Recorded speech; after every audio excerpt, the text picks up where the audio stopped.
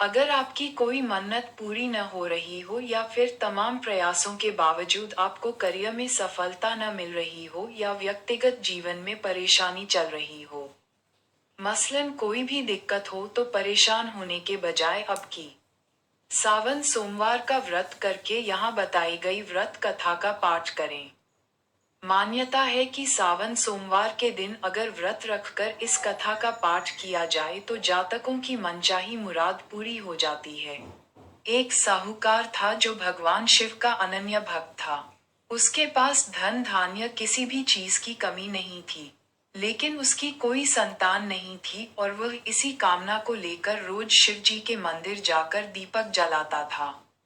उसके इस भक्तिभाव को देखकर एक दिन माता पार्वती ने शिव जी से कहा कि प्रभु, ये साहूकार आपका अनन्य भक्त है।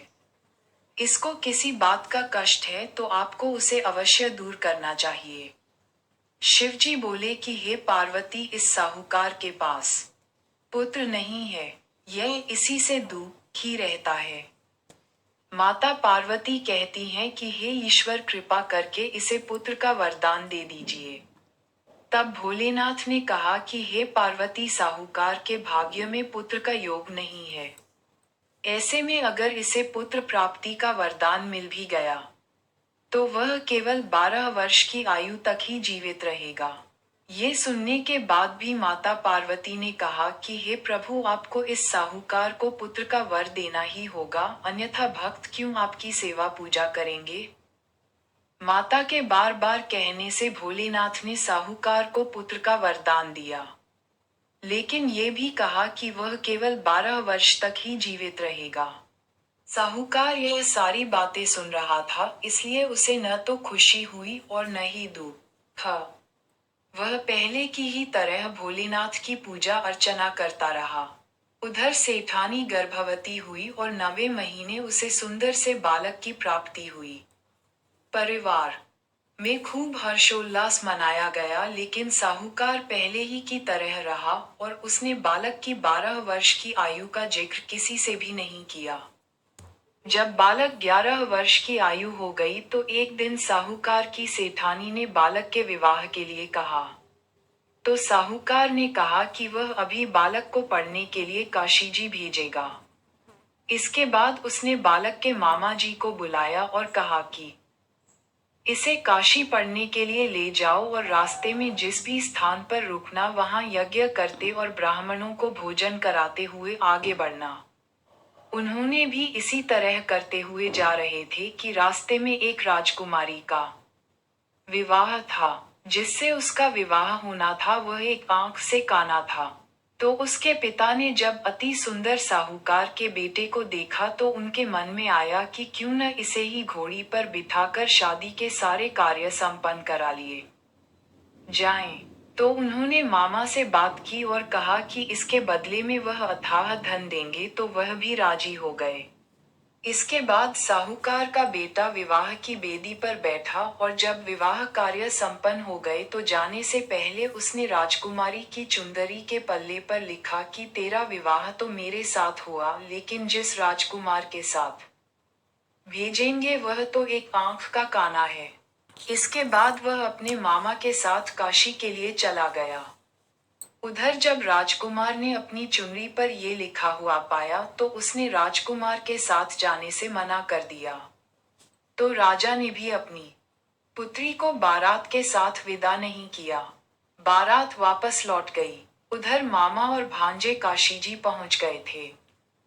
एक दिन जब मामा ने यज्ञ रचा रखा था और भांजा बहुत देर तक बाहर नहीं आया तो मामा ने अंदर जाकर देखा तो भांजे के प्राण निकल चुके थे। वह बहुत परेशान हुए, लेकिन सोचा कि अभी रोना पीटना मचाया तो ब्राह्मण चले जाएंगे और यज्ञ का कार्य अधूरा रह जाएगा। जब यज्ञ संपन्न हुआ तो मामा ने रोना पीटना शुरू किया।